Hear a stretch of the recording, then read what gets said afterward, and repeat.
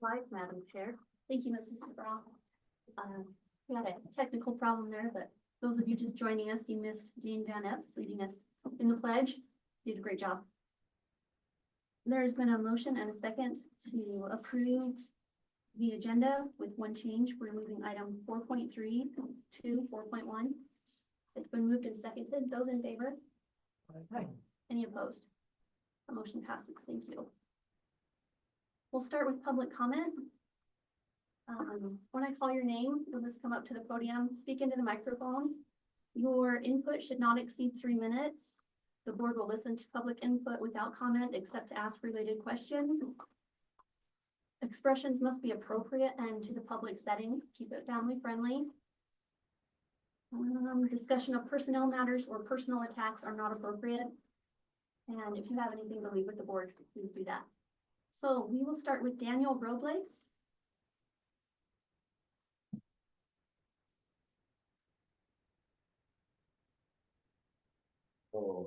I'm here to tell you why I think we should have a blue football field. Before I start, I only represent my opinion. So I think we should have a blue football field because I think it make our school like stand out more in the like the football community against like all of our schools. Also, I think for the 8th graders that are going into high school next year that are going to be freshmen, I think it just make their first high school season a lot more memorable. I think it like boosts morale and like who else to play better, you know.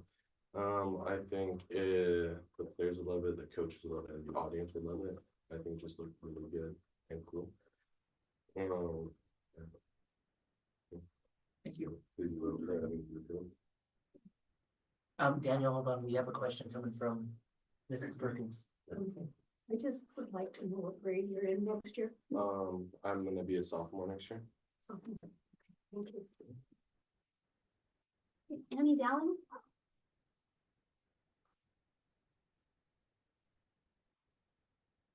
Didn't shovel them up at all, did you? I'm here to speak about football field, about wanting it. It feels like that's a topic we've had a lot of conversation about wanting the turf to be blue. I'm in a couple different areas. One is activity director, helping the students. I've heard a lot of fun from our students. Honestly, there have been 2 that have been against it that I've heard negative. One's a senior, one's my daughter, and they're both very tame people. I get that. But regardless of what the kids want, as a parent and as a patron, I'd like to give you my opinion. I've been to state wrestling 2 weekends ago, and when I was there, a couple kids from Ryrie came up that played ball, and one was a senior, one was a junior. And the senior said, "We heard you're getting a blue turf. What in the heck?" The senior said, "I'm so sad that I don't get to play on that." And the junior said, "Yeah, I get to." He said, "No, I don't get to next year. I'm a senior next year. We don't have a home game." But they were excited. A first parent came up and said, "We heard you're doing blue turf. Are you really?" And I said, I don't know. That was what was brought up at the last board meeting. And they said, "That's amazing. We can't believe West Jeff's doing that. That's really cool." So there've been school people from outside of our community that have thought that was really a neat thing. I believe that we can win and play on any ground. I believe we can play on grass and win. I've seen that. I believe we can play on green turf and win. I believe that. I believe we can play on blue turf and win. I don't think that will make or break our season. What I think it will do is generate excitement, generate something new. It's going to be 3 home games next year, 4 home games the next year. It's not like we spend every waking minute on it, but we do use it for other events. We use it for during homecoming activities. We use it during flag football events. It's fun. It's something that sets us apart from other school districts. And I do believe that it will become a trend and with other school districts. I talked to Snake River wrestling coach. They said, "Man, if we could get a purple turf, that would be so cool." I thought, no, because purple's a terrible color. But that is why I believe that a blue turf, it doesn't matter, we'll win either way. I have confidence in our boys, but I think that it is something fun. You're going to do it and it's not that much more money. Why not do it? That's all I'm saying. Thank you, Mrs. We have a Dowling. question. Oh, question, yes. The 2 students that didn't like the blue. Yes. What were their reasons? My Maggie said because she's never seen it before. Oh. And she's my daughter and she err on the side of normalcy every single time. I'm not sure where she got that gene Get from. that girl to the Boise State game. I know, she's never seen a blue turf. But I'm not a Boise State fan, I gotta be honest with you. And Raleigh Calder was the other one that wasn't, and I said, "Why not?" He said, "No one else has it." And that to me is not a good enough reason not to do something. Any other questions? Thank you. Colby Simmons. I didn't know that the green paper meant that I was. I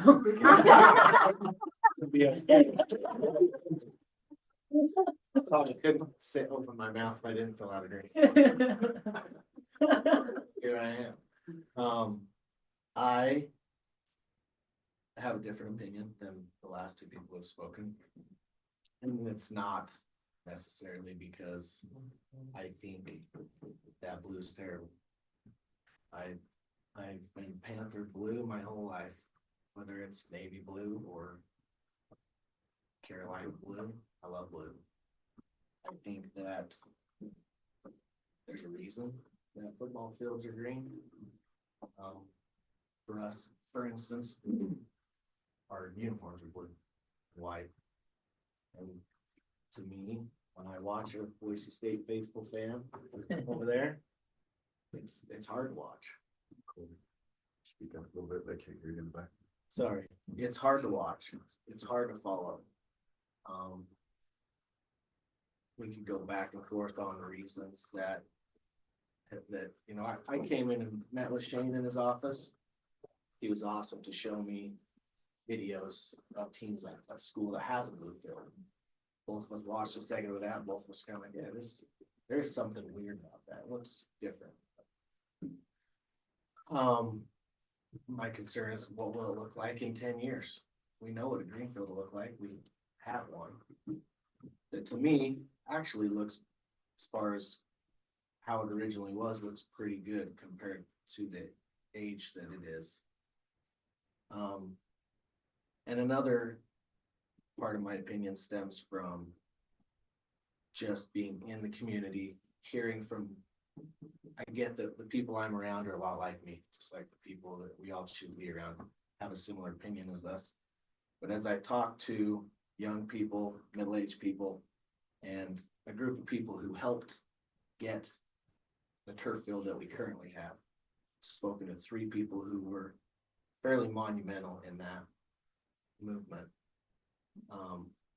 They still remember exactly how many dollars they donated to make that project happen. Which was an interesting point to me, that after all these years, they still knew exactly how much they gave to make that happen, which was a big deal then. It caused controversy then, as I don't feel like we've reached that point now. But I think it's a classic look. That's why 99% of football fields in America are green. I think it looks clean. I think that it represents football.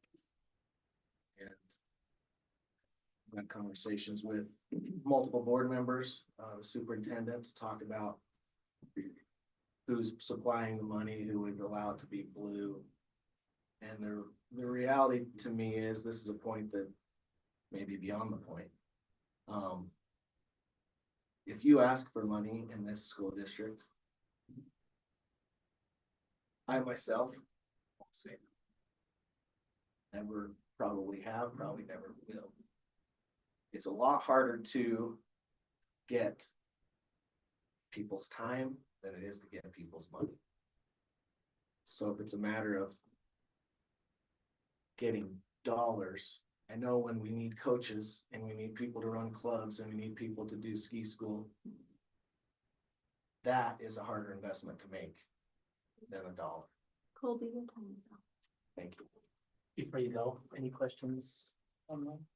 I do want to say, just where you brought up where you did come in, I do want to thank you, Colby, for coming to the superintendent's office and having the conversation.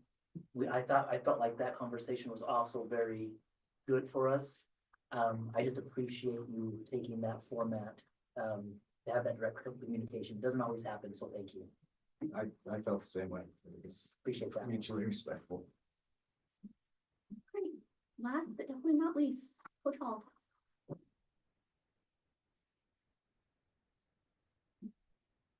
First of all, I just want to say, I love this country. Because this is why. We can come together and we can voice our opinions and our views and our concerns. And in the community, we know that at the very least, we were heard. And hopefully at the end of all of that, we can appreciate differences and still respect and support each other. So I do love where we live.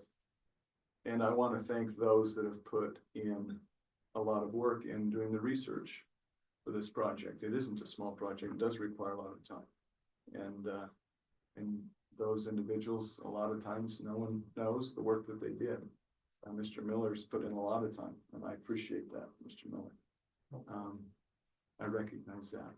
I also recognize that sometimes we're on opposite sides of good friends. Kobe and I coached together. He's a good guy. I think a lot of him. And at the end of the day, the reality is we're really talking about a color. I understand that. Everyone, I think, understands that. I don't know that this is so much a dollar issue. Obviously, it costs money. We have sponsors. The board has been very wise in the financial decisions that they've made.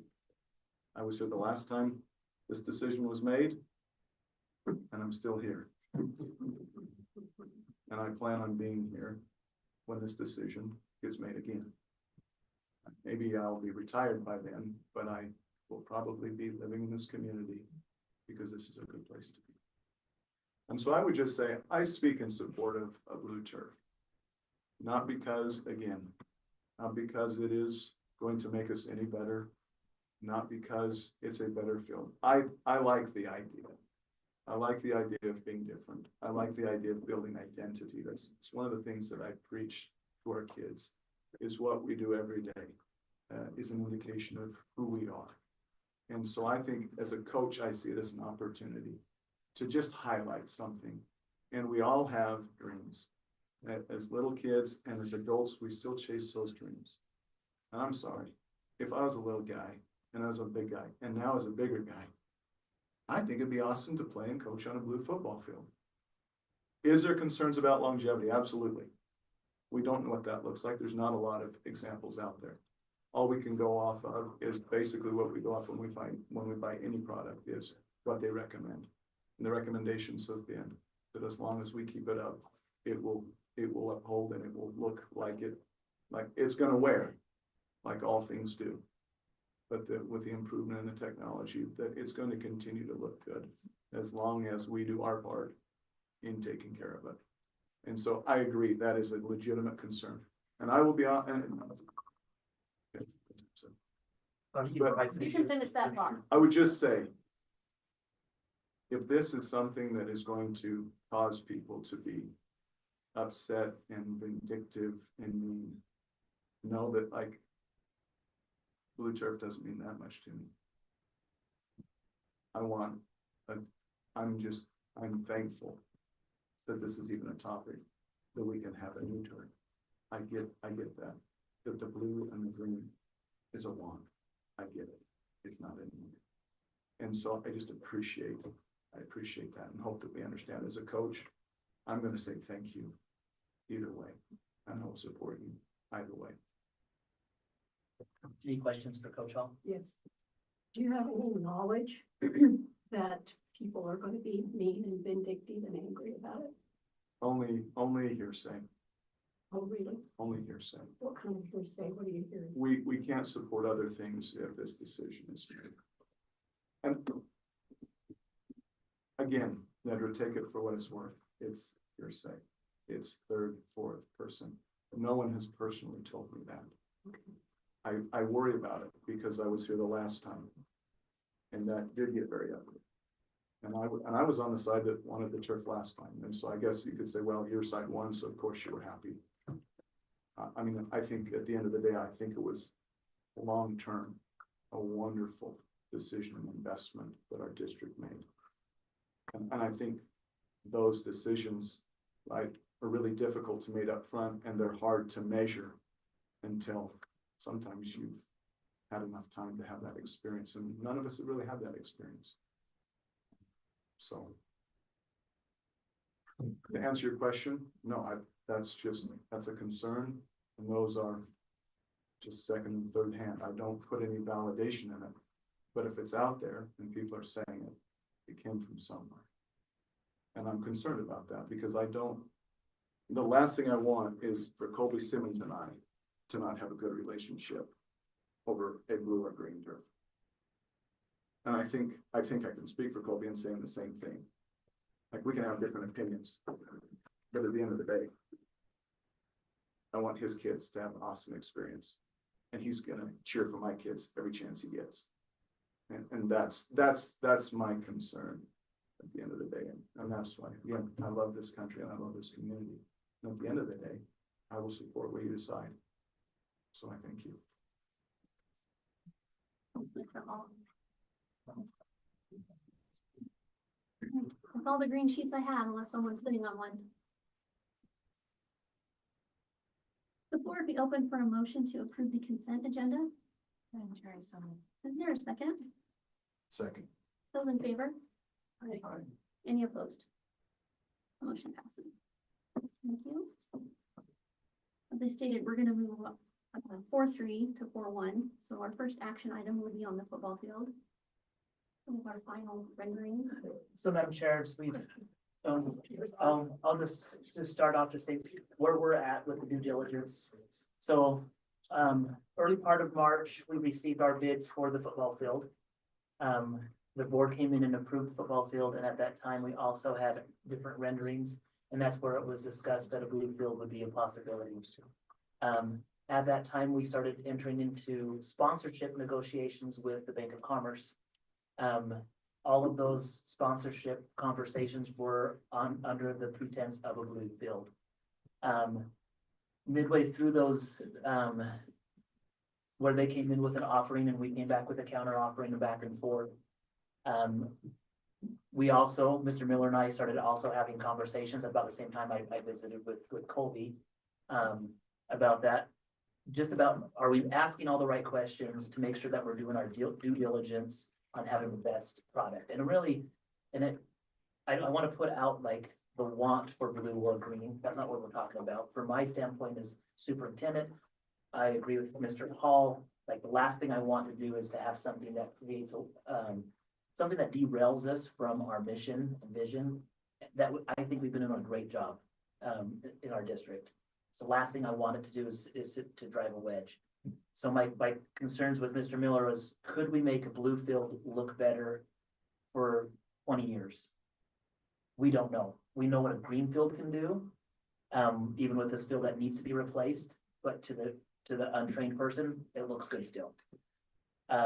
We have been told from Shaw Turf, the company that will do it, if we maintain it, it would last. However, we don't know, never seen it. And that's where I think where it comes down to, that is a concern for my side. And so as I've looked at this with that, the other part goes, what about Bank of Commerce, the sponsor that did come out, and we did spend out sponsorship. And this is the first time that as superintendent, I've been able to actually have anybody outside of our local people who we're always given. So to say, let me fund this at a high level. And so it's $100,000 that they've offered to donate to the school of money that has no strings attached, that we can use for anything that we want to. That's a lot of money with that can free up money from plant facility and other things like that. My biggest worry was if the board changes it to blue, from blue to green, does that change that sponsorship agreement with Bank of Commerce? As I've reached out to their marketing company yesterday, that indicator was told to me that yes, they were anticipating a blue field. Today I talked with Lori Tyson. Can help. You were on that conversation with me. What did you find out from Lori? That their initial understanding was that it was going to be blue, but they have agreed that whether it's blue or green, their donation will Not change. still be there. So when I look at that as superintendent, like with recommendation, the thing that I want is I want to have a good investment that will last long. My heart says I love the blue. My mind says With a greenfield, we save a little bit more money and it gives me more wiggle room to do and invest in other things. So if we're talking dollars and cents, if we're looking just from superintendent's viewpoint of money available from the donations, a blue field, we would basically receive $80,000 from a Bank of Commerce because that additional 20,000 would pay for the extra cost. A blue field does cost $20,000 more than a green field. So our investment, or at least from that sponsor, would be 80,000. If the board does vote for a green field, what that does is it frees up essentially 120,000 because we still have the 20,000 that was budgeted plus the 100,000 coming in. So those are the things that we can look at from my viewpoint. Those are the flexibility. If we're colorblind and we're looking at fields, so let me get some of this up here so people can quit looking at me and looking at the fields. Whether it's this blue field here, oops, sorry, Mrs. Bell, got all these people in here to watch your map. I noticed. And the green one, I need to move. So regardless, whether it's green or blue, and you have those. We're colorblind on this one. Our football team has had a chance to play on this exact field at Nampa High School last year. The Shaw Turf brand is called Game On. This is some of the newest technology. There is nothing cut into it. It's completely sewn. It's like a rug. That is what's going to help this last for 20 years. We're not going to have things ripping up because there is nothing in there unless we have some issues with logos from the Bank of Commerce. If we go to the green, that's one thing that we'd have to look at. But this one addition that is different than our current one. Our current one has been wonderful. Nobody could have anticipated the bowl situation 20 years ago when that field went in. There's no way that we could keep a grass football field in this county, or at least in this school district right now with our situation. The new football field is going to have what they call a shock absorber pad that's placed underneath the whole thing that is safer and for all of our athletes. And that's going to be whether it's blue or whether it's green. Both of these turfs have a lifetime, they say lifetime warranty, and that's because that doesn't mean it's going to last forever. It just means it's lasting longer than what the 7 to 8 years. The turf that we put in initially had a lifespan in most places of 7 to 9 years, and we used it for 18 seasons here. It was a great investment. It was a wise investment, and it was something that as we move forward. So as I look at the two different options, with Bank of Commerce, this is going to be one thing that we would have to discuss if the board goes with a green field. We didn't know, as we were, again, doing our due diligence, looking at the questions that Mr. Miller and I were looking at, but Andy, you can jump in if I say anything wrong here. We only can have 3 colors per spot. And unless, and if there's more colors than that, then they have to cut in. So if a green field is chosen, we would need to go back to Bank of Commerce. We're not, according to what Mr. Burnshaw just said, we're not worried about the financial support. They said they would continue with it. But with their marketing group, just to be fair, they wanted the blue field because it matched their colors. We wouldn't have to have any cut-ins. It would be completely put into it. Depending on what they want on their logos, and we might need to visit with them about putting their logo in different spots. If they want more colors so it's more visible, that would be something that might mean we have to cut in the turf or cut in the logo inside the turf.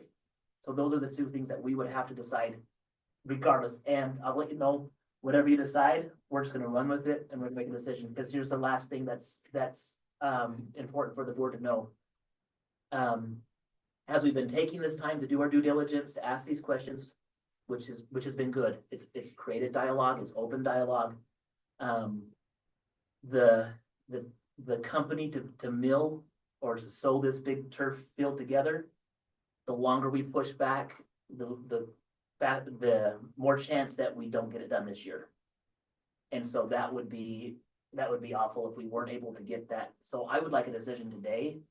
So Mr. Miller and I can probably go right down to his his office and make that decision on which way it's going to go. So those are the pros and cons. I'll answer any questions with your guys' discussion. I just wanted to share that, so I'll pause, Madam Chair, and let. Just one little one, is that, is this the West Jefferson on the ends, the colors, are they painted or is that? So all of that would be sewn in, And they so make the turf, it's part of them making it. this is what it would look like all the time. With that, so you'd have media lines that also have our school colors all the way around. Our current field, all of the numbers out there were painted on. And we don't have anything in the end zone. This green field here is gonna look really awesome with the color. This blue field is gonna look really, really colorful, like, that's the thing, it's gonna be a lot, so it really comes down to. Whether you wanna weigh the pros and cons of the dollars. Or you weigh the pros and cons of, I really want the blue, and it might be an emotional decision for you guys. But those are the, when you weigh the decision, that's what it's gonna look like. So, Mr. Miller, did you have one more comment maybe on that? The color of the field, if they change their logo, it's not gonna matter, it's gonna be cut in either way, because you have three colors, you have the blue, the white, and then the color of their logo. So if they want a border on their logo or anything on both fields, it's gonna have to be changed. It doesn't affect one or the other, it's both of them. It would, so you're saying they would have to be cut in for both of them? It would be, because you have Explain that, green, why? white line and then a logo, and Mhm. on blue, you have blue, white line and logo. That's three colors. I thought they could do three. They can, but if you're talking about adding any kind of border on their logo, like the gold or whatever. Oh, I see what you're saying. So That's just, gonna add a. just to fourth color summarize, Each field, if they wanted a border on it, correct. then it would have to, so that's something that, again, it would go back to the Bank of Commerce. Right. Okay, The only thing I think I would change whether it's blue or green is Panthers in both end zones. I've I should pull that one up, we looked at that one time. Just so each side says pink. Instead of West Jeff. See, I think that, see, I think we could go back and forth on that, cause I've heard both sides also. And that's why I asked last time, how many people refer to this school as West Jeff? I'm not from here. I'm one of the few who's not, but I Do don't know. do you see a problem with it? It's different.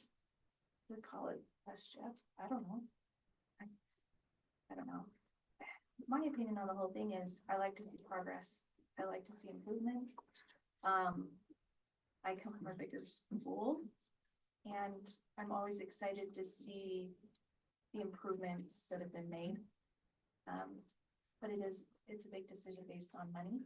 So my question is, if you went with a green term and you had the 20,000 that you're not putting towards the blue, what would you then use the 20,000 towards? Would it be earmarked for other, what are some other things that could be used? So because it's, and again, there are hypotheticals, what could be done? We could purchase other bleachers. That would go very far, that'd have to be smaller bleachers. It could be used for track equipment. I know our wrestling mats, our practice wrestling mats need to be upgraded. That's something that could definitely be utilized with all of these funds that don't have things. Am I missing something, or that 20,000 isn't really ours? No, it's ours. It's, If they were not gonna, if they're so, only giving 80. so let me, they're gonna keep- so let me explain it. So when Shaw Turf came in with their bid, the $630,000 for the entire project, which would mean the brand new field, the safety pad, and a blue field is 630. We knew we wouldn't go over 630 with that. And so what we're looking at is that's coming from plant facility money that we, again, people say, well, how did that happen? With our COVID money, during that time, we were strategic in how we utilized that. We made sure that we invested in curriculum. We didn't invest in personnel with our COVID money. So when we invested in curriculum and we invested in other projects, safety projects with our COVID money, it allowed our plant facility to grow, which is the reason why we're not holding a bond right now for a football field. And so when I'm looking at that, whether it's donated money or the 20,000 difference between a green field and a blue field, it goes back into the plant facility, which will allow us to use that for other plant projects. So it's just, So, it's not extra money, it's just, it's so we available. were for the talking project. about the price difference. It really is only a 20,000, not a 40,000, Well- because when you said 120, It that, frees up 120 for projects that wouldn't be. okay, on then this. it would just be 100. Cause you were counting your 20,000 twice. You were So- counting 20,000 from their money and from our money. That's 120. Because you have Right, but you, 100,000. before you were saying that we'd only have 80,000 from them because of that 20,000 to cover the blue. Right. Yeah, So But- it's not a $40,000 but it's, difference. but it's in the overall pot of all the money. So if you look at plant facility. So there's 630,000. If we go greenfield and Bank of Commerce didn't do anything for us, It would be 610. 600, yeah, you take that off. Right. Which frees up $10,000 to go back into plant facility to be used for projects. So So that's- before you were saying that we'd only have 80,000 if we got. This is gonna be a math thing, maybe Mrs. Bell. You wanna do that? I'm too watching like. Let's say this one for afterwards. Mrs. Bell, we're gonna bring her up on the board and show us. apologize for bringing it up.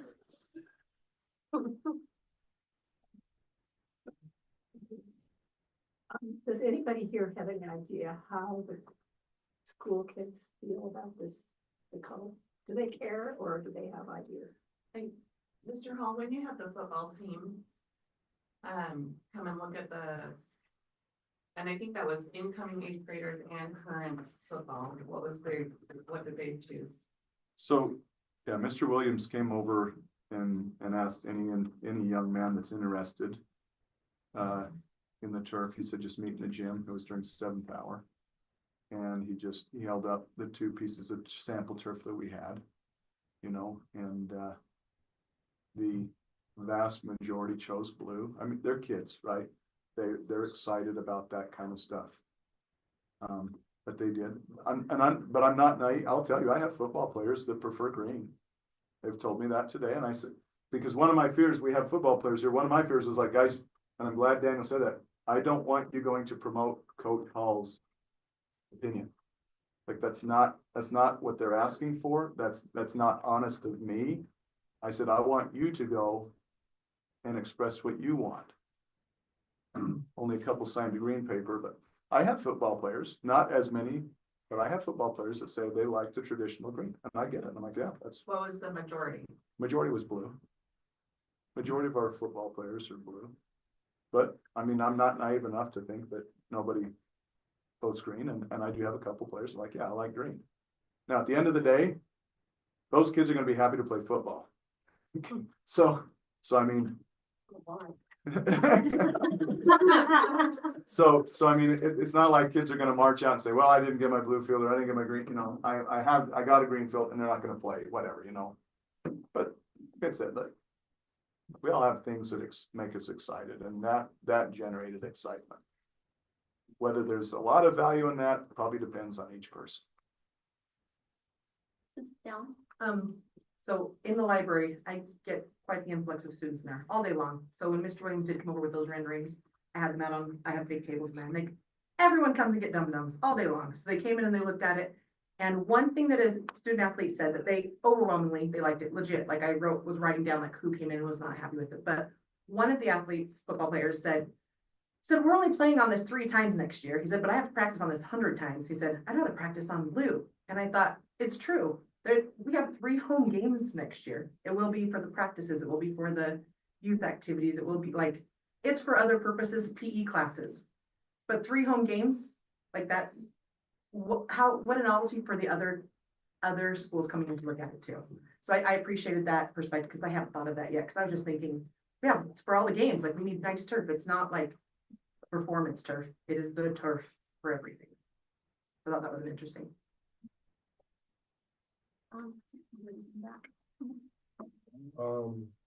I think that the blue field would make a lot more people at the school that don't already play football excited about playing on the blue field. I think it could help also have other people join. Also, I'm a wrestler, and when Coach Shad said that we could put some stuff into wrestling and like giving a new mat, I would agree. But at the same time, I'd also really like to see a blue field. Fun decision. Other comments? Yeah, go ahead. So I was wondering. Who's why the- you're- who's your question directed to the board or Mr. Miller? Okay. So why do we think that the blue is not gonna hold up as well as the green? Lack of experience, I guess. So has anybody ever had a 20-year blue field? No. Nobody Boise has? People that have blue turf have the money to replace it every 5 to 7 years Oh, when wow. it starts showing wear. The YouTube videos we watched, when you look at them close, doesn't look like they've had the maintenance that they needed. They were overfilled or underfilled or not brushed maybe as often as they should. Speaking with the Shaw rep that says, if you do your maintenance, this field's gonna look good, that's helpful, but there's nothing other than that backing it up. There's just not 15, 12-year-old blue fields. They're all replaced more often than that. And as we looked at those different things on YouTube, there was the one that said they went blue and then they went out and switched it. Some of those are junior colleges, some of those were high schools, but maybe, you know, a high school in Texas has a little bit more funding. That football is a religion there. Here it's a fall season. You know, I don't know. I kind of like it as a religion too. And so that's part of the thing, I think, where we don't know. I don't know if we can answer that definitively. There's not a guarantee. That was one of the things that we wanted to answer is, like, if we can't guarantee it, it's hard for me to be like, yes, in 15 years, this is gonna look great. We don't know. But we do know on the green field, it will look kind of like this one looks like. Those are the things that we're looking at. Superintendent Williams, on safety, is it the turf that has to be replaced every so many years, or is it the padding that has to be replaced? So this one out here does not have a padding. Our current one has Okay. no padding. Okay, that's the It- issue of it. And needing so, to- Okay, so on our current one, and this is how most fields are made, they bring in a gravel base. Just like you're putting in a parking lot, they put the gravel base down. They bring in the turf, and then the black pebbles are the things that are the safe, like, that's the cushion. That you Uh, find in your washer. That- right. I probably should have brought the turf in. The current turf, the fibers, if we don't fill the turf up or keep them standing straight up, they will tend to bend over. And over time, they become broken. And now besides just the little black pebbles you're finding you're also finding those fibers also all over the clothes of your athletes when they're coming in. So our current field, instead of having 2 inches of fiber standing up with fill in it, have about 1 inch. And so that's why we see more black out there. I did go out with our tester, our G-Force G-Max tester. Our current field still is safe according to the G-Max thing. Except for the road rash and road burns that all the kids have because of the pellets. Thank you. I don't know, people at home, people at home, you're gonna miss out because you can't see this. But this is the cushion. It's not, doesn't seem like a lot.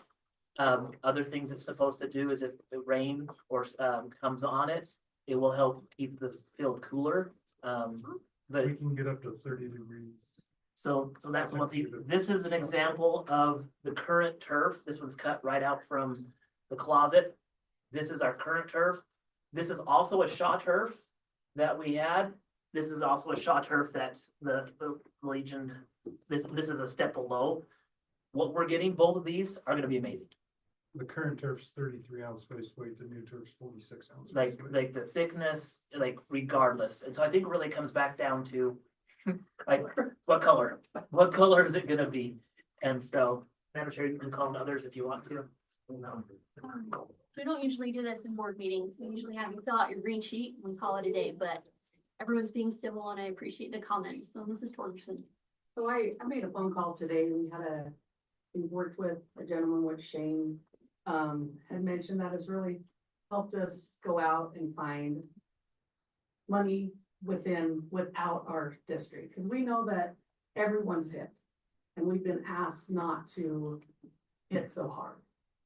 So this gentleman's done a lot of footwork. He's brought other donators that aren't from our community. I made a phone call because I didn't hear of any really scuttle to the color till about last week. So I asked this gentleman, I said, you know, I didn't even ask you, you've done all this bootlegging. Does it matter? Like, does color? And he's like, I think blue's cool, but is it gonna cause a division? Like he says, I leave that in your hands or the board's hands to make that decision. Because at the end of the day, we're very blessed to have what we have. But if color's gonna, like, we don't want color to divide us.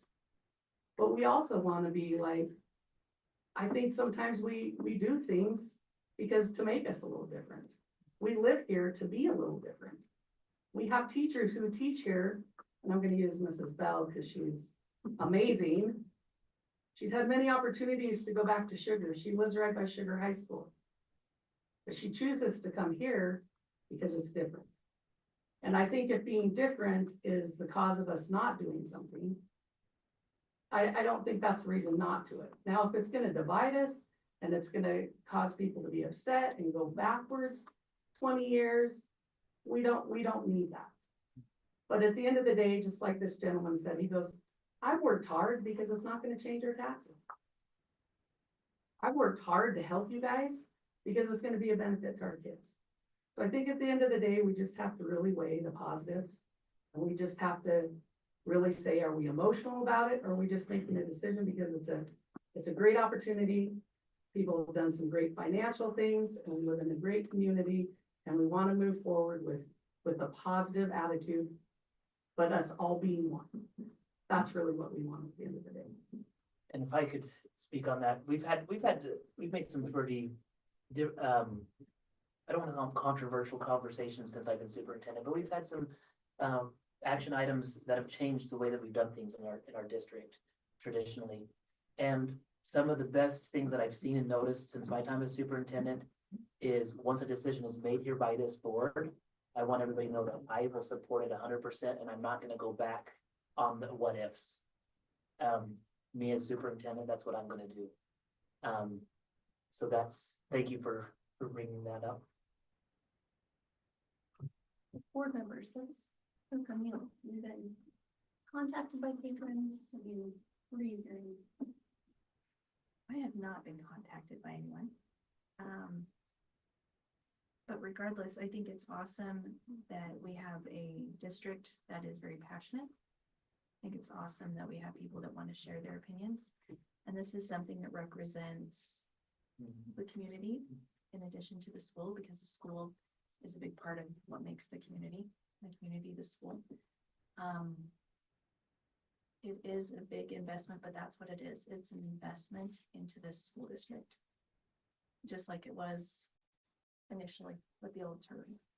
I think this is an awesome idea for the kids to have something nicer to play on, especially if it improves safety overall.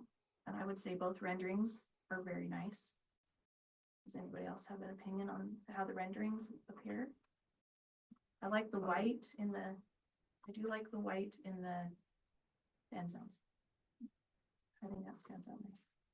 I like both of them. I've had a lot of people reach out in favor of both, more so for the green. They like the traditional look a little better than the blue. We're nervous about what the blue is gonna look like after a few years, or if we're gonna get sick of it, or. Hard decision. I've had a lot of people excited about the blue, but they don't care. Either way, it's not, I don't think it's gonna be a big problem, whichever way we go. That's what I'm seeing. I think it's exciting to have the Bank of Commerce even remotely interested in supporting something like this, because our district, being the size that it is, can't compete with the larger districts that have a lot more donations. So to have a donation of any kind is amazing, but one like this is awesome. And I'm curious what drew them to wanting to do this. Was it the blue initially? Was it? It wasn't the blue initially, and I would, what Raquel talked about, going out and seeking, that was one of the contacts that Raquel started. And then it was brought into the district office from our local branch and the group of individuals that came. and initially they came in with a proposal and we came with a counter offer and it kind of grew into the blue. And that's where it goes back. On one hand, they initially thought it was gonna go blue. The last thing I want is Bank of Commerce to think that I was baiting them in with a blue and then switching to a green. Because that's not it. That's not it. And so we visited with them and let them know about just some of our concerns. They also don't want to have a field potentially that could not look great for the community, and they also don't want it to be divisive. Like they're a business here that wants to help everybody out. Nobody wants it to be divisive. I've gotten quite a few phone calls from patrons and it is overwhelmingly in favor of the green.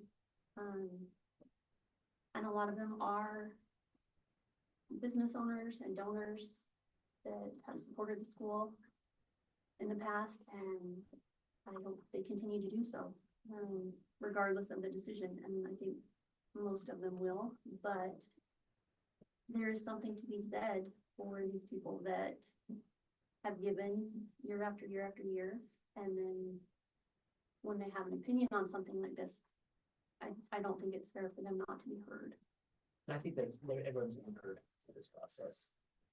That's going back to some of the hard decisions that we've had in the past. Some of the things that have been said to me is Shane doesn't listen to me, or superintendent, most people just call me Shane. Shane doesn't listen to me because he's not doing what we're saying. And I think that's gonna be the hard part, that is you guys have to vote. Just because somebody shared an opinion with you doesn't mean that you haven't labored over like the pros and the cons. But I feel like our community is in a good spot to be able to support whatever you guys decide. We have actual uniforms that color. We can get uniforms any color we want.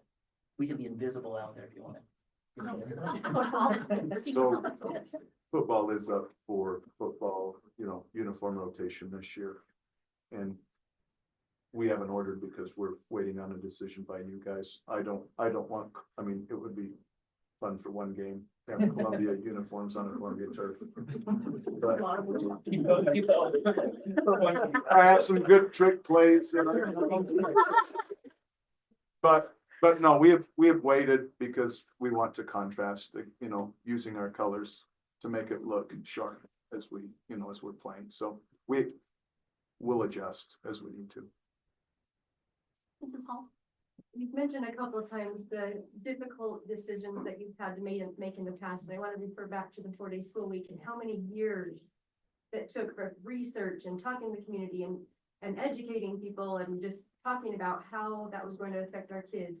And it was still, when it was put to a vote, that was a huge, that's what brought herds of people to these board meetings. Usually there's crickets in here, right? So we know this is a big decision because we have a lot of people here.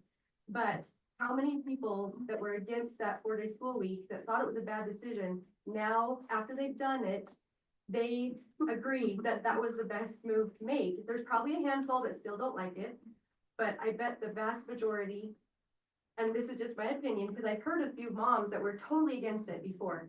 And now they say, we love this 4-day school week. We don't need to know how we had a Friday of school before because we love it so much.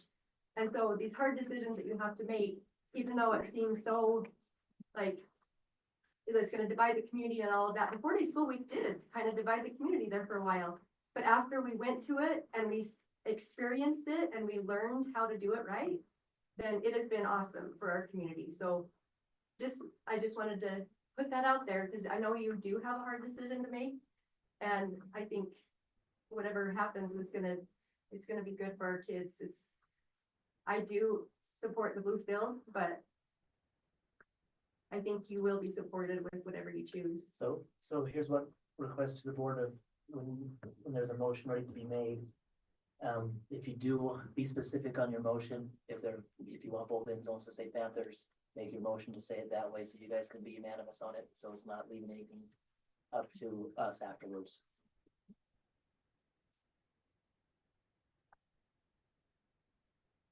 Not the best way to do it because we might agree on color, but we might. I want you guys make your choice and we're going with it. Oh. Like, I can live with either one of them. I've looked at both of them with Panthers. I've heard some people say they love West Jeff. I've heard some people say it needs to say West Jefferson. I've heard Jeff Harrelson come in and say, I love you putting an end zone with my name in it, you know, I've heard a lot of different things. Um, I don't really care, like for my, like, What's typically done?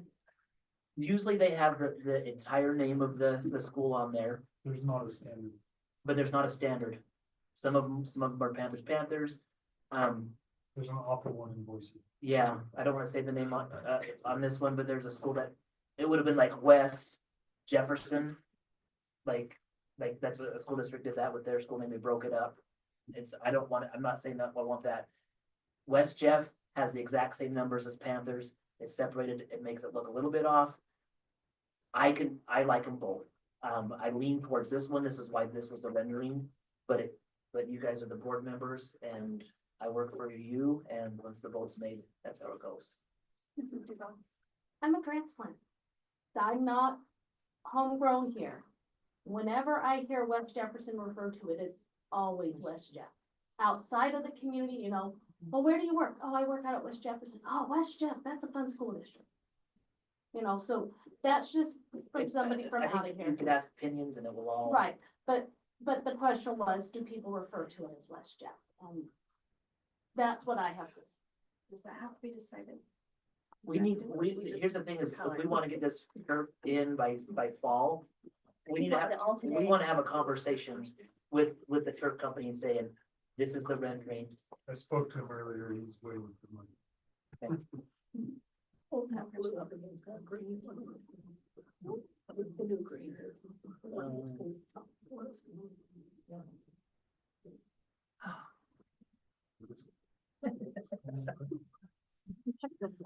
Oh, sorry, I should, That's a lot of blue. a So, lot of blue, see that?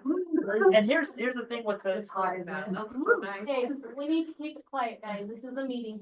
so visually when you watch it, the people that love Bluefield, they look past the hardness of the blue, but it's gonna be a lot.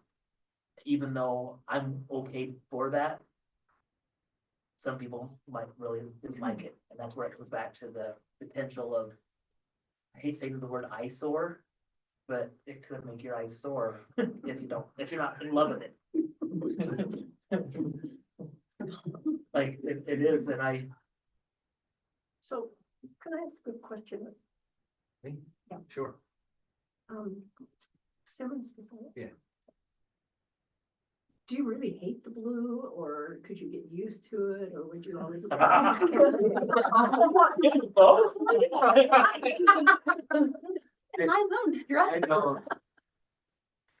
I don't hate it. And I don't hate it because I know there's people that like it. But I also, we've talked about, well, this kid's in 8th grade. This field's gonna outlast everybody in this room. None of you will be there. I won't be here.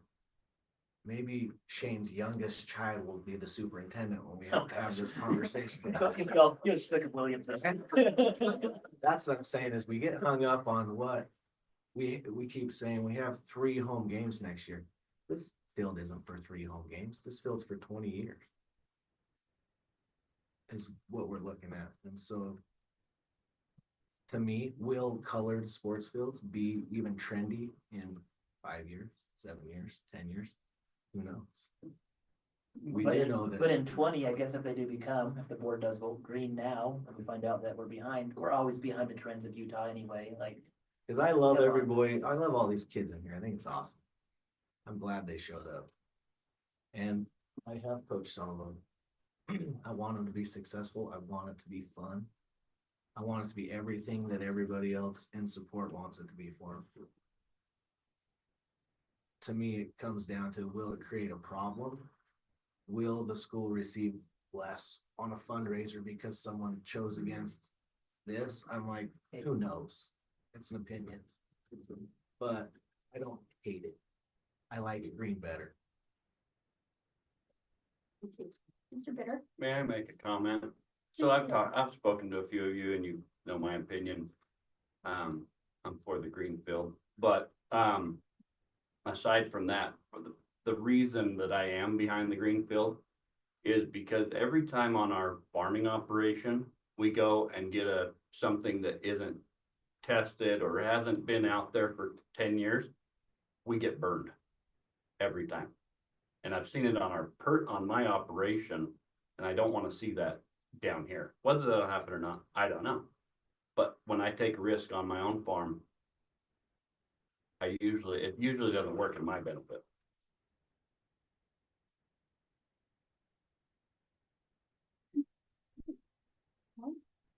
Any more discussion? Remember, you live in a great place, you guys. When you leave this room, continue loving your neighbors.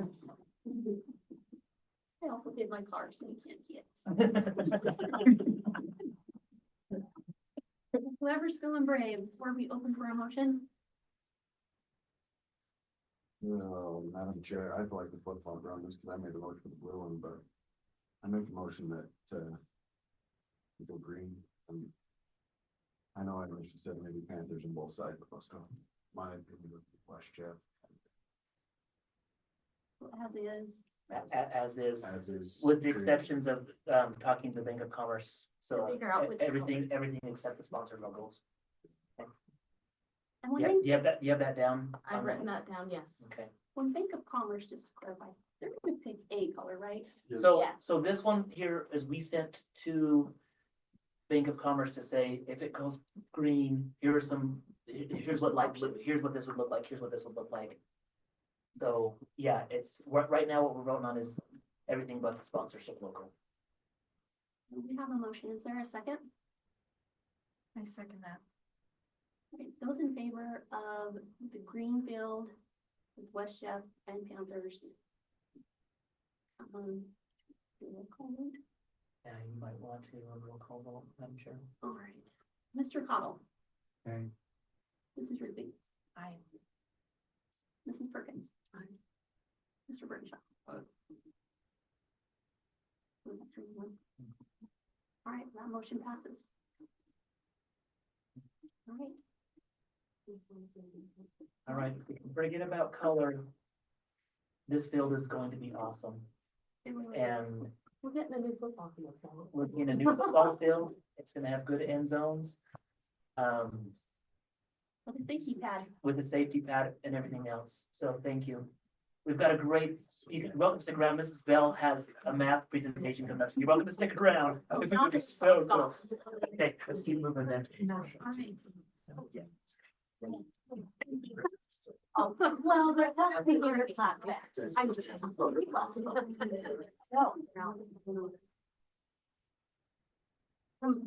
Who's 27 hard to tell because I'm not telling them. So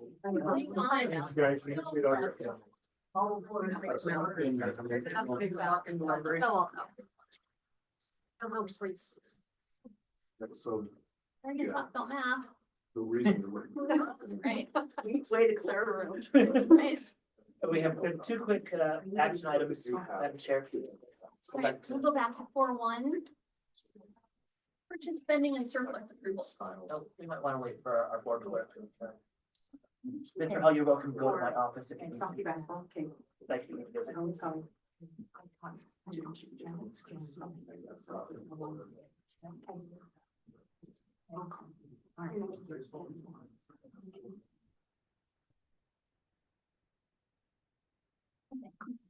All right, purchase spending and surplus approvals. We have other action items? Yep, so.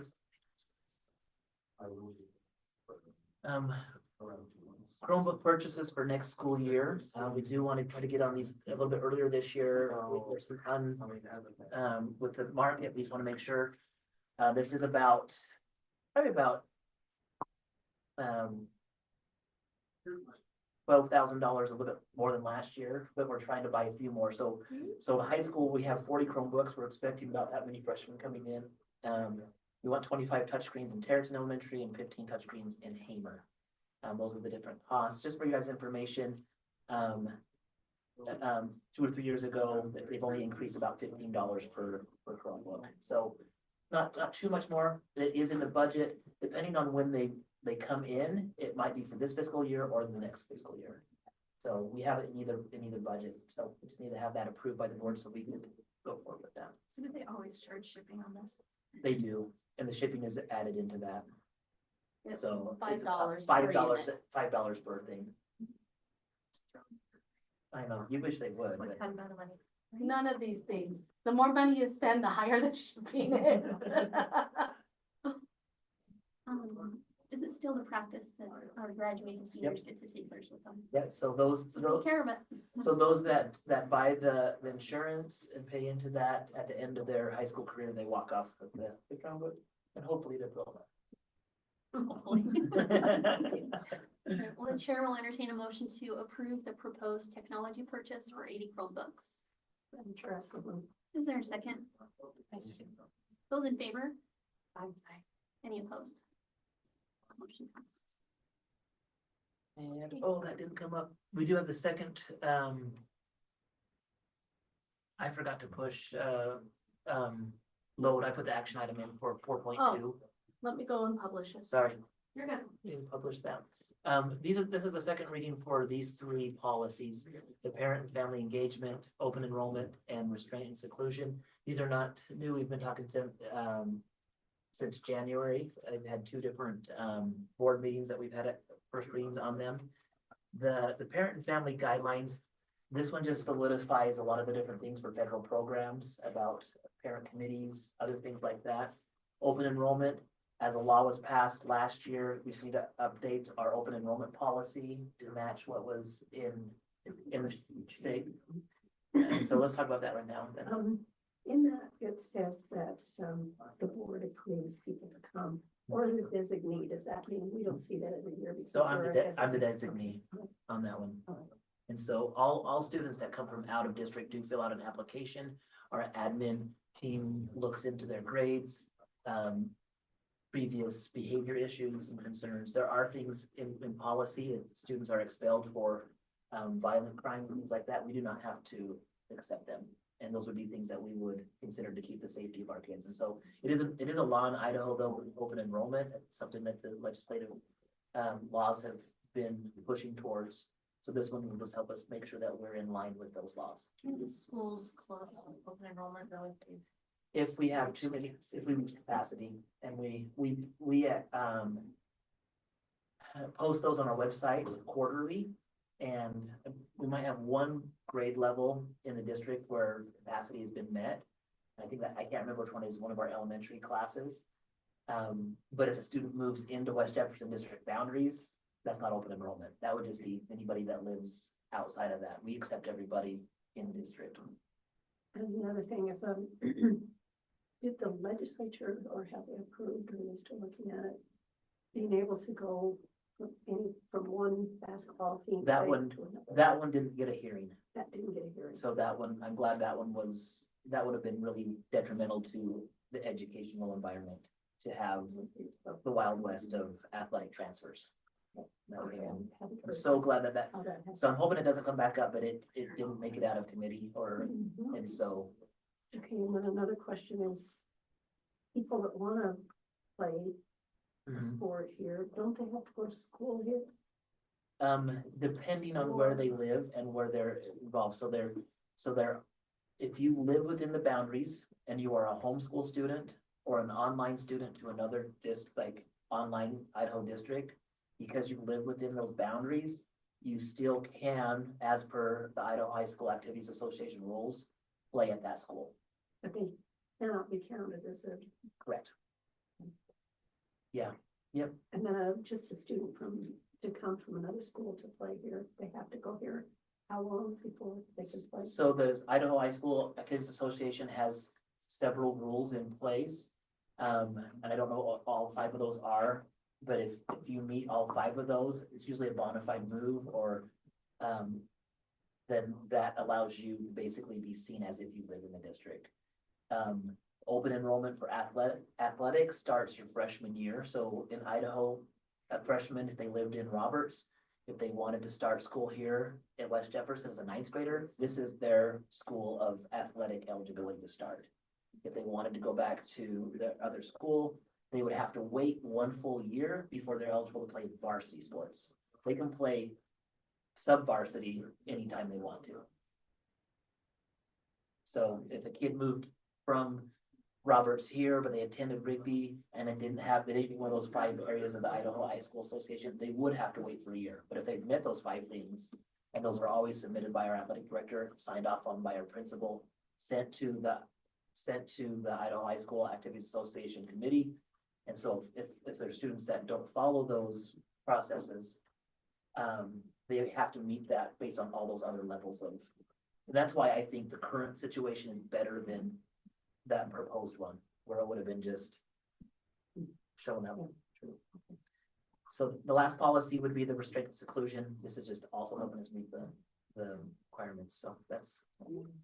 If there's no more discussion or any other questions, the chair will entertain a motion to approve the proposed policies.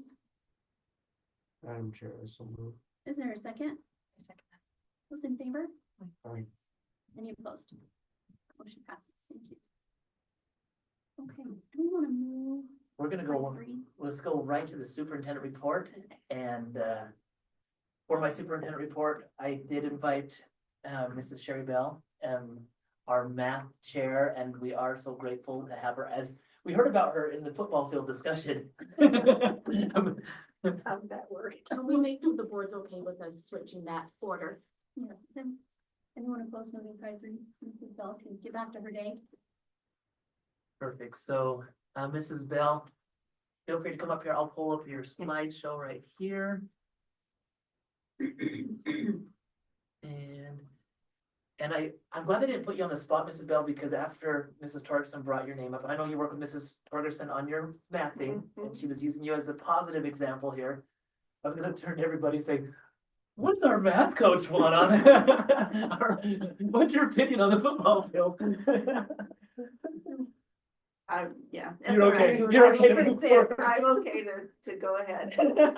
And you also brought with you, Yeah, Mrs. Black. I is just came to here listen and support. To support. If I have a question or if you ask something I don't know, she can help me.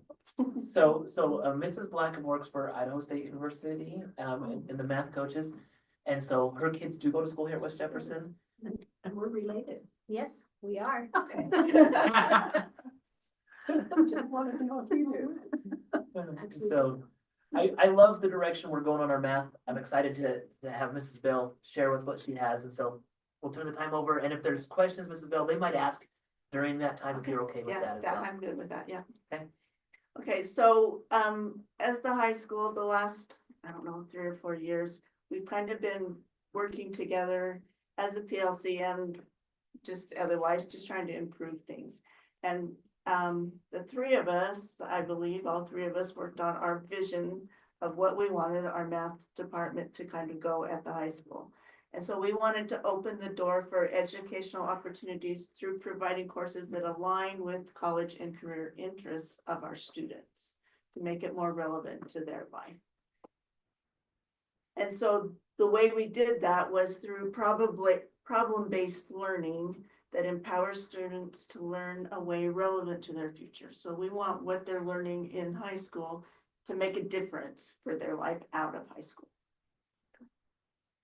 And so we did it because we wanted to provide opportunity for every student to change their perception of how real life math works.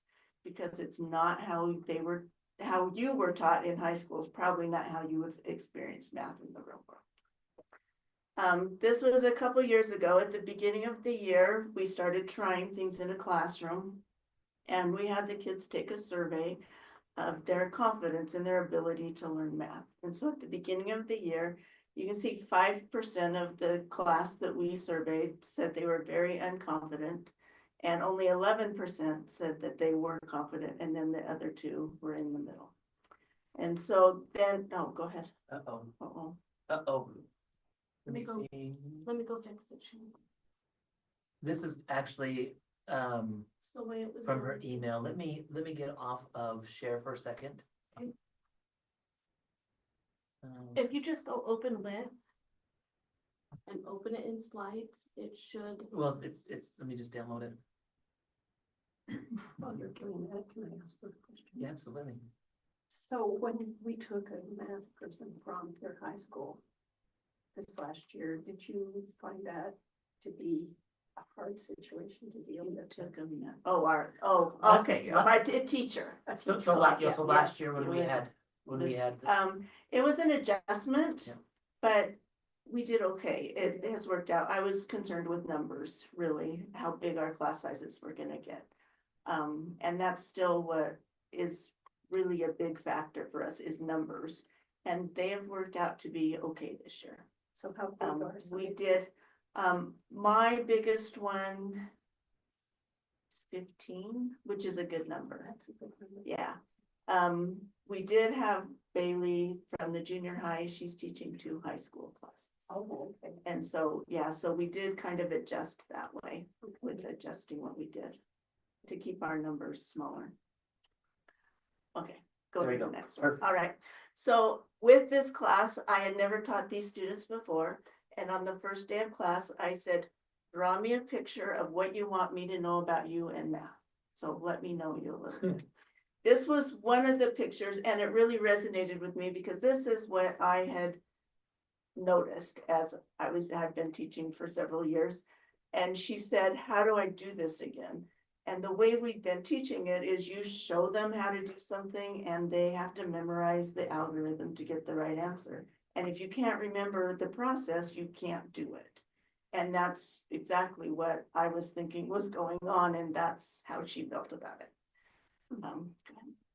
And so we have done a lot of professional development in the last few years of different ways to reach kids, get them engaged in it, to help them understand what we're doing differently. One of the things it was really big on was they need to talk to each other and work in groups, and because they can build off of each other. And so in one picture, they are working together, and part of that assignment, they had to work together to be able to accomplish what was needed. We also learned that we needed them standing up and walking around and writing on a whiteboard on the wall.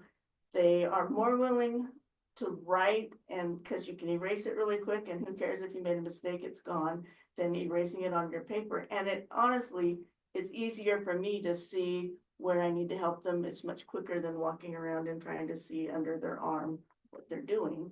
I can just see it on the board. So we have them up at the boards a lot. And another big thing is they have to explain and justify what they did.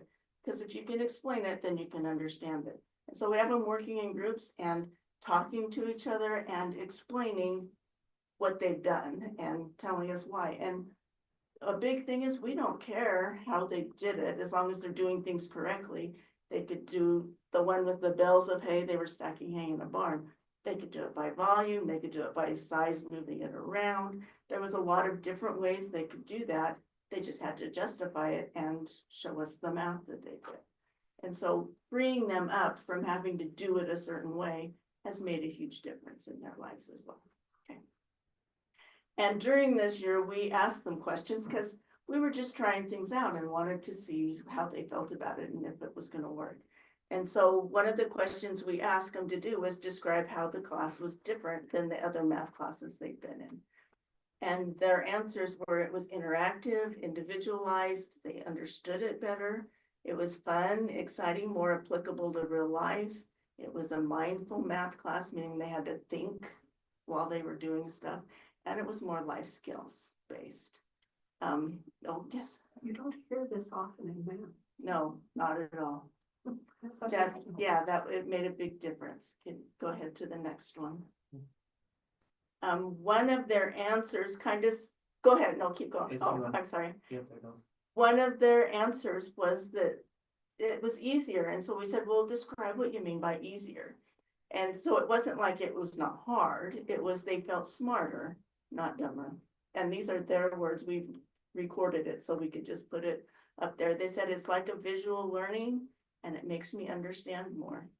It builds up your self-confidence and it helps you view yourself as good at math instead of not good, and you solve more real world problems. So this was the students, and we just one day said, we're gonna record your answers. So just so you know, and we just asked them and talked.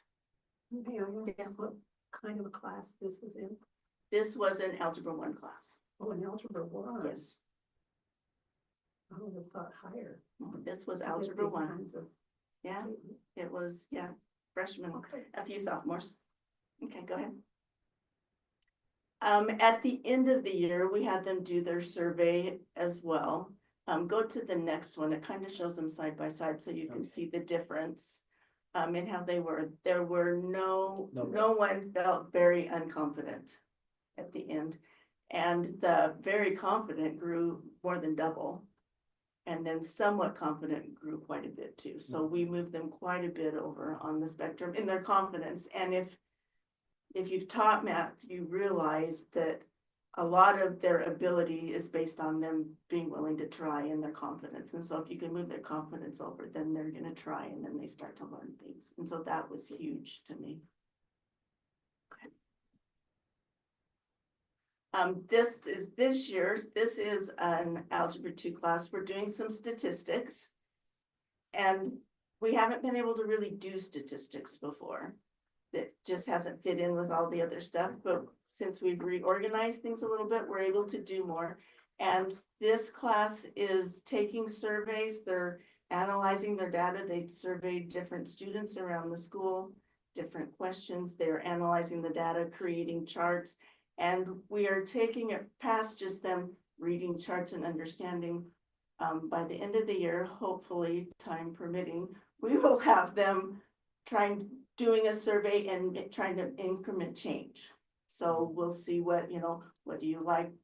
Maybe changes in the lunchroom food menus or in the attendance policy maybe, or who knows what they come up with. We're gonna let them choose what they want to, but so we want them to change what's in society because that's what happens in the real world. And so we're trying to implement more real world type of things. This, besides at the high school, this has to do with the elementary. We've had more than 3 years of probably 3 years of professional development that was district-wide. And we were talking about different ways to teach things, how to make it more real life, more not just this is what you have to do to add fractions or whatever, that let's make it understandable. And I was told a story of 2 adults, one in this district and one not. And they were talking about the one out of the district was trying to help her child learn how to add 112 plus 112 plus 112. And the parent was struggling with it because they were not following the rules or whatever, and they couldn't remember the rules quite right, and they couldn't get the right answer, and they were struggling with it. So the parent from our district went home and asked her 4th grader, I believe, well, how would you explain this? What do you think? And he immediately said, I would use an egg carton, Mom. And I said, they are teaching the way we showed them how to teach. That's completely a real life thing, and it would work perfectly for the 112s. And so I thought those kids are exposed to it. They wouldn't have thought of that on their own. So they are doing the things, and I think it's making a difference if they can do that quick. They don't have to memorize how to add fractions. They can visualize it, and that's what's important. Because I was doing kind of implementing and helping around this district, all the different changes and things that we were doing, I was invited to go to Washington, D.C. for a week in December. And this was the room that they held it in, and their theme was rethink, redesign, and realize. Looks like Hogwarts a little bit. It was a pretty fancy building that we were in. Go ahead and go to the next one.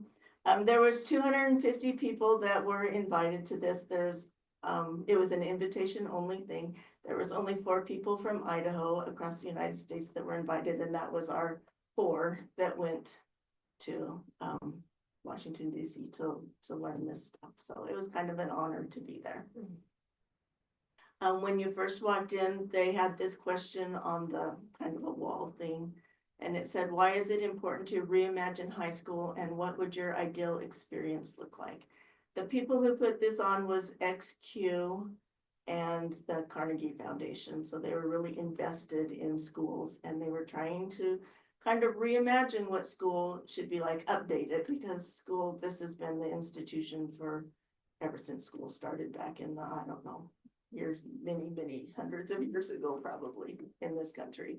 And so now they're just trying to kind of update it, change it, make it more relevant to these kids' lives. Okay, go ahead. One of their things that they were trying to do is to inspire us to give every student in America the tools they need to succeed in college careers and in real life. So it kind of was following what our vision had been here. And most of the time what we did was hear inspirational stories of different teachers doing different things in their classes. There was teachers, students, administrators, business people at this meeting. And they just gave us examples of things to inspire us to do more or different. Okay. One of the resources that they gave us were these competencies. And if you get up close, you can see that there's a lot of different things that you can add into lessons. And what they showed us, and some of the examples was like, there was a science teacher who, like our science teachers, they would teach the cell and the kids would have their picture of their cell out on the wall for everybody to see. Well, they took it a step further, actually a couple of steps further, and they made some kind of video game so that the student was inside the cell and kind of seeing how it would work in this video game. And then they used this to take it even further. And they said, well, I want them to go out into their community and build empathy and research. And what this did is they had the student go interview someone in the community with the disease, anything from cancer to hearing loss from old age or whatever, just something. And then the student had to research and report on what exactly was happening in the cells in that person's body that was manifesting itself in the disease. So they took it quite a bit further and applied what they were learning. And that's kind of what they were inspiring us to do, is to apply what they were learning. I'll go ahead to the next one. And so they gave us a program that we were able to go in, pick those out of all those cards that were there, pick the things like logic or research or empathy or whatever was on the card. I could pick different cards to put into a lesson plan. And I could pick the topic and I had to answer a minimum of 3 questions. And it came up with a big lesson plan. One of those was for quadratic formula. It was 11th grade is what I picked. And the other one was triangular quest. It was similar triangles. And one was 4 weeks and one was 1 week. It gave you an outline with ideas of how to do it and to fit into whatever competencies we picked. But I haven't had a lot of time to do stuff with those. I just played with it a little bit because it does give you an outline, but it doesn't give you the nitty gritty of give them this assignment and do this. It was more of a have them practice these kinds of problems, have them do this. And so I still have to go out and find this stuff to put in it. But this gives you kind of an outline of an idea of what you could do. And so I do have to spend a lot more time before I can implement this fully, but it does give me ideas of things that I could do to make it more applicable to the students' lives later. I think there's just one more. And that's kind of been our theme at the high school. If it doesn't challenge you, it won't change you. And if we just kept teaching the way we were teaching, nothing would have changed. This is a lot more work to make it more problem-based, to make it more relevant to their lives, to have them up doing things it's a whole lot different classroom than what you had when you were in high school in a math class. However, and it's harder on the teachers, but when you see how the students are, it's very much more worth it. And that's why we keep doing it and we keep trying to adjust and change. And I just had a conversation yesterday with one of the teachers that we're trying to adjust for next year, making plans of how to adjust things a little bit more and make it more relevant to the kids' lives. So, any questions? So is it like you put students 4 to a table and they become a team? Yes, I like 3. 4 seems like someone will kind of just not be engaged. And 2, sometimes it works, sometimes it doesn't, but 3 seems to work pretty well. And it does depend on the number of kids you have in your class. I mean, if I have 30 kids in the class, that makes it a little bit harder. But I do change my groups. The research said regularly, I do it once a week. So that it kind of if they get too familiar with the people they're working with, then one person's doing it, you know how that works. But if I keep switching them around a lot, then they kind of just stay uncomfortable enough that they'll keep learning and trying. So that was, that was a new way of teaching to me, and I often wondered how a teacher could stand the chaos that becomes the room. I don't feel like it's chaos. You don't, okay. No, I mean, I know what they're doing and they're all working on something. In fact, I'll have to ask Mr. Hadley, he was in my last hour class and I had them assigned and their assignment was figure out how many people can fill this room. And that was all I gave them and they had to figure it out and they had to show me mathematically on the board. So I'm kind of excited to go back to my room and I said, it has to stay on the board because you're gonna explain it to me. So tomorrow they're gonna explain to me what they figured out and how they did it. But they had to make decisions on their own. How big were the people? Are they on their shoulders or not? Are they laying down? Are they taking all the furniture out of the room or are they leaving it in? That was completely up to them. They just have to show me and justify all of their decisions along the way. Because that's how life is. I can see spending an hour trying to figure that out, and I'm just wondering if you think the kids, their math skills, or you actually see a difference in 3 or 4 years ago when we implemented this kind of program? Yeah, they are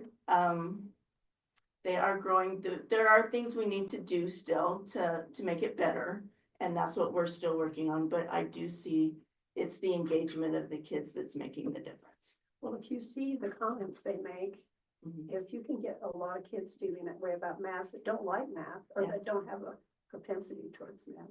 Because it was always when I went to school, oh, I'm a math person or I'm an English person. And so now to see that these kids that are English brains can do math, do you think that's happening there? I do. It's the engagement that's making the difference in their learning. And like I said, there are some adjustments and some things that we need to change. We're still working on it. It's not a perfect, but it's on the right track. It's very much going in the right direction. You know, a lot of times as board members, sometimes you guys only get hit with the negative things or the what color are we gonna put the football field or things like that. And sometimes even when they throw out, you guys aren't focusing on anything else.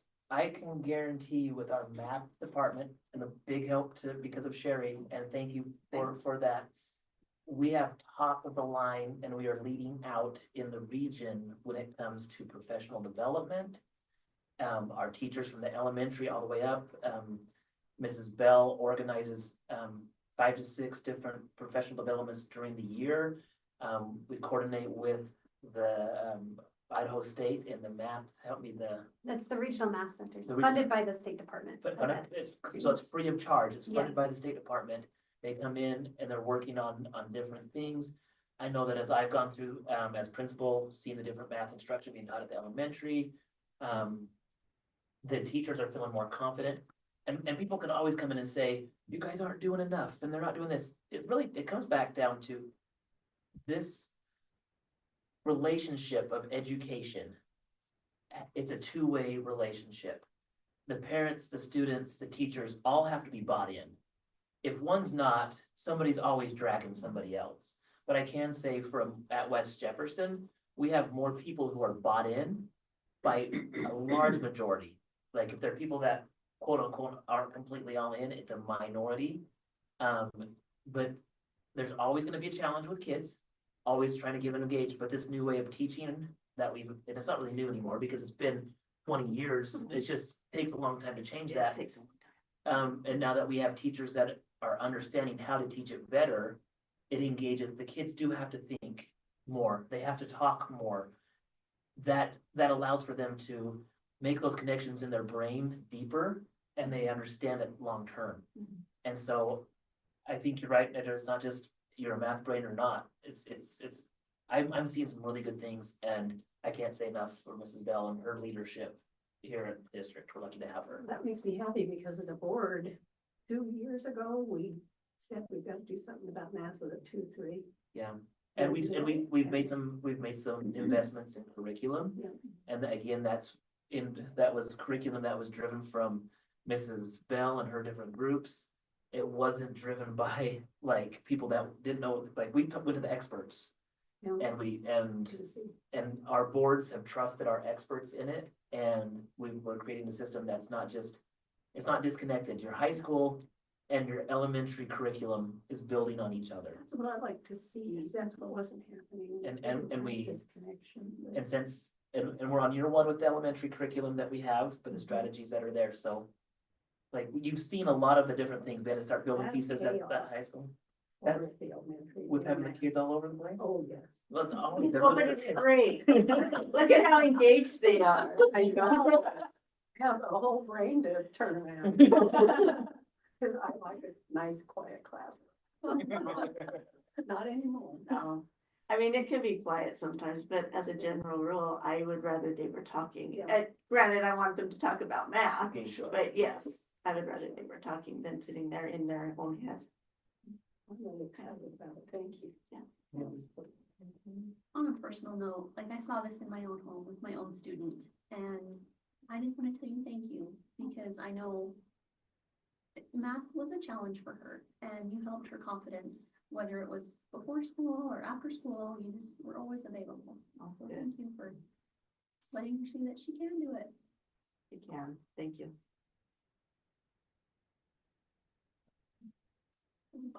Veronica, do you have anything else you want to add? I know that, I'm not lying when I say at the regional superintendent meetings, there's been several different times that the math specialists from the region have thanked West Jefferson. And that's not me, I just get to bask in the glory of that. It's really Mrs. Bell, her leadership. We work And then- really well together. And That's where it comes from. It's been, and I'm grateful that we've done that, and it's a good example of how professional development, open mind, hard work can start to make a change. So Victoria, how often are you here? Less often now. Like, I feel like things are on track. I come and visit the high school classrooms half a dozen times a year, maybe. And then, I know we have another person that once we adopted Bridges for the elementary curriculum, she's coming over more often and working with elementary teachers. I would say, again, half a dozen times probably a year. And our junior high is doing okay. Yeah, she does I stuff would do junior with, high. yeah, she does stuff with us. Oh, yeah. And we go to the high school and junior high goes to professional developments 4 times a year. Yeah. Yeah, probably 4 times a year. Which I think has been great with too. them, yeah. We host professional developments that WestJ's a part of the community of that at, and so they get to talk to other teachers from other schools and how it's going. All right. Well, thank you. And, Thank you. and I thought you maybe you'd be a little bit nervous when you saw the big crowd, but I'm like. Again, we I help was hoping they host, stayed. I tried. I invited them. we host the big stuff and I'm just getting used to it now. I will say one more comment, just because I'm invested in the community too, because I have kids in the school. My 3rd grader, from the moment she started kindergarten, always said she hated math. And she didn't get it from me. She didn't get it from her dad, who's an engineer. And this year, now that they're changing at the elementary, Good. she likes math. And so that's a win for me to not, just to have that, like she talked about, the mindset of I can do math is so powerful. And I think how further ahead she is at 3rd grade. Yeah. When she'll get to high school, math will just be second nature to her, whereas these other kids, when they went into algebra, they had. That's what I said, we'll get it all figured out and then I'll retire. Lots to math. Oh, thank you. Pioneer. Right? Thank you, Mrs. All Bell. right, thanks. Bell. Thanks, Mr. Williams. Did you have anything else for superintendent report? Not today. Good. That was a great report. Jump back to policy review, 5-1. On to. They're here in our packet. These are the new ones. And I've provided you copies of these ones. Reading material. I need. So I have a question on one of them. Line number 620. Let me pull it up here for you. So before we jump into the 9,000s, only the 2 highlighted in yellow are required. So here's the 9,000 series, you can look right here, Nedra, if you need to. So I think we could have more than this, I we know, could, but like- I'm just saying, those are the only required, the rest is whether or not the board wants them in. we use any that isn't officially adopted as procedure that we would go back and follow. As we've gone through different things, as we move from even 9,000 to others, I think there's things as each. I like the way that we do it because it allows us to grow. We still always have those procedures in place, even if it's not a policy. And there's other things that happen in different communities that maybe a policy would be better to have, you know, it's just like that's kind of how it goes with that. Okay, so what was your question? Just my question was, when it states district PE facility, what is that referencing? That would be this gym that's used for elementary. It would be the legacy gym at the high school and the Panther Den. So it lists the high school separate. In this statement, it says the Yeah, high school yeah. gym and district PE facility will be scheduled for both practices and games for district teams. Okay, so that would be referring to the Panther So Den. is there any reason we don't list it as Panther Den?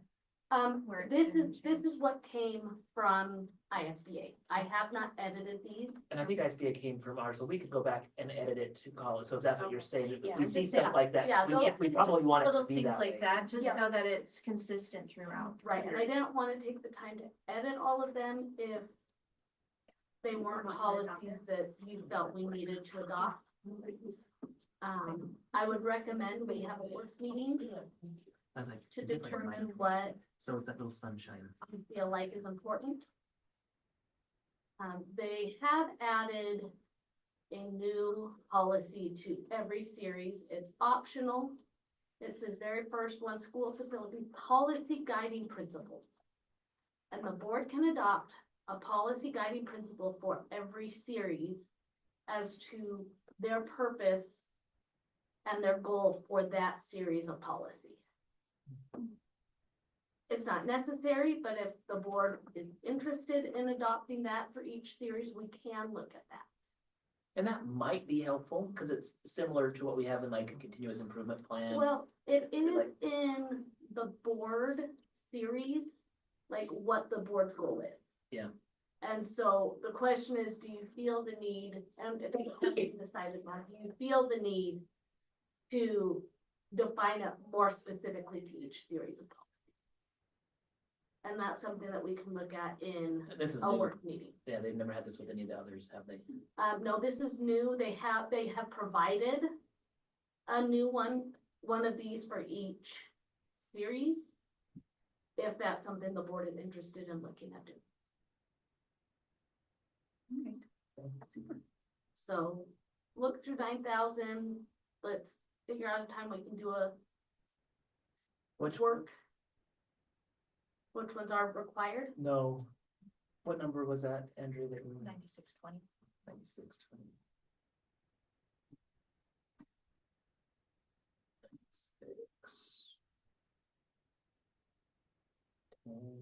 9620.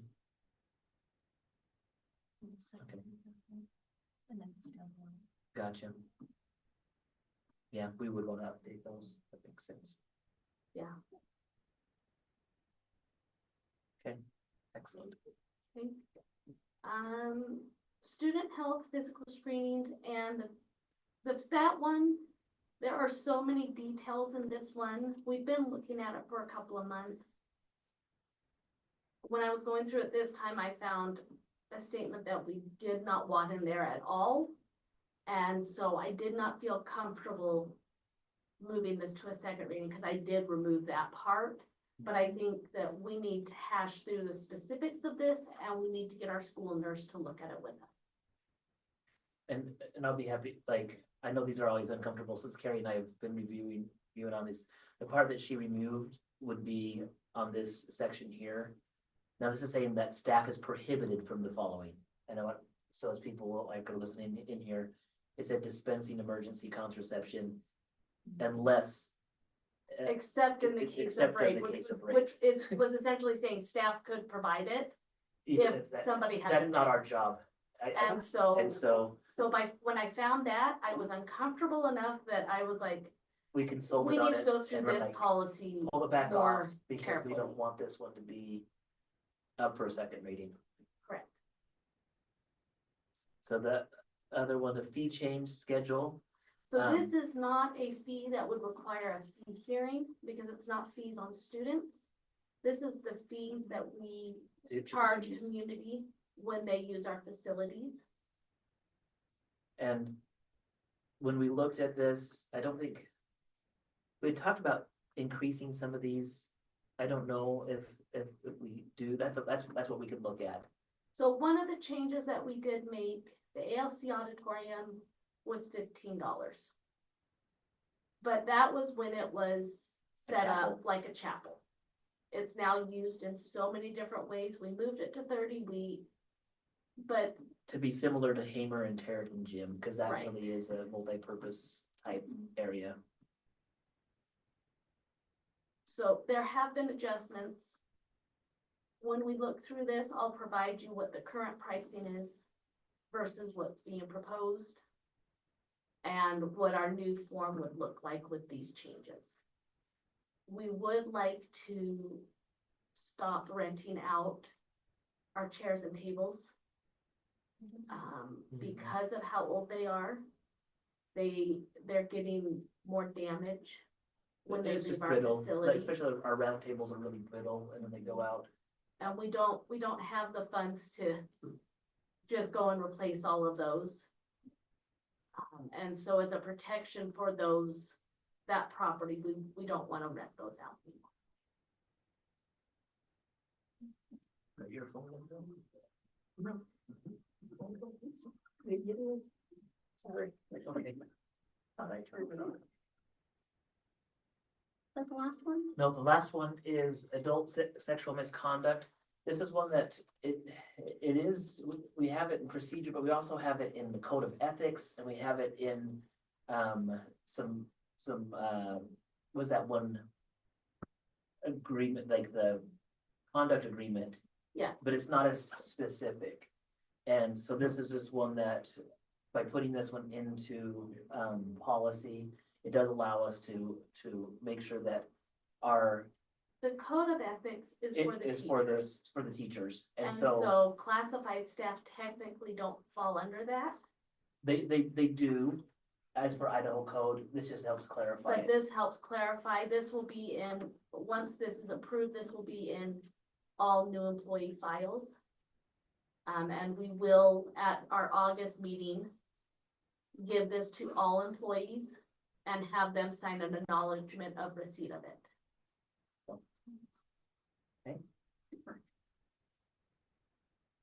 If there's anything else, I do have the 5.2 draft calendar hasn't changed on that. Have you guys heard? I forgot to get it on there. You guys heard of anything? Again, the biggest ones that I looked at, and I can send this out a little bit earlier, get it posted earlier for next time, is those Fridays in September and October are gonna be only for 9th grade on early outs, and then the staggered starts. Everything else, I think, is lining up. We did explore. Do we end earlier? Do we not? Those are things, as we're looking at schedules, again, we have calendar, we have schedules. I'll be meeting with my admin team a lot this next little bit, discussing how did things work, how did it not? Was it a good time for the play? Was it not a good time for a play? Like, we look at all of those things. I'm looking for us to have some potential changes in that for next year on when some of the activities take place. But the school calendar should be pretty similar. Sounds good. Okay. We do have, our next meeting is April 9th. Happy birthday, Superintendent Williams. Birthday. You're a really cool person. I am. I think at that time, let's decide whether or not we need a work meeting for policy after that one, because we can, if we need to go. Because we have spring break between now With and then. spring break, it's better to do that. But we do have the springboard barbecue hamburger cook-off coming up. Can you, seems like that was just yesterday, doesn't it? Our May meeting is the 14th.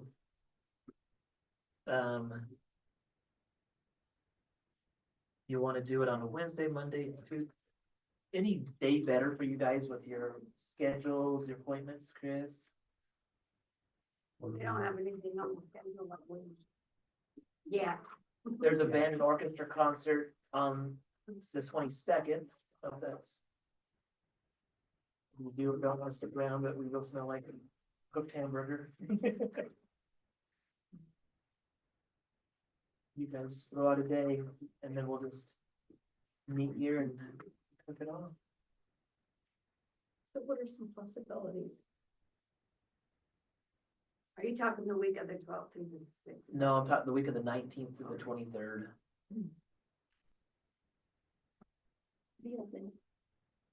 That way we don't have any potential things with track or. Not that that would matter, it's in the middle of the day. Field trips, so. Hopefully if we get this If we scheduled get this now, scheduled, then they don't schedule their we field can beat trips them on to those it. days.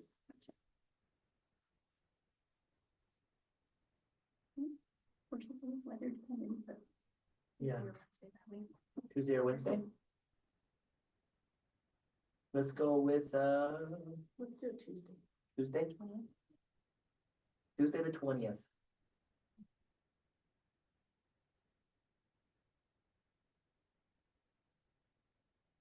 Or, is really barbecue the right way to say it? Cause barbecue, I'm thinking like pulled pork and stuff. But is When I barbecue think cooking? barbecue, I think hamburgers and hot dogs. Do ya? Yeah. Either way, Either way, yeah. What time do we need to be here again? they probably start serving, Probably around 10:30. yeah. We can get the details of that, but Anything else? that's all I have. Before we open for a motion to adjourn, Madam Chair, is some of them. is there a second? Those in favor? Aye. Any opposed? It passes.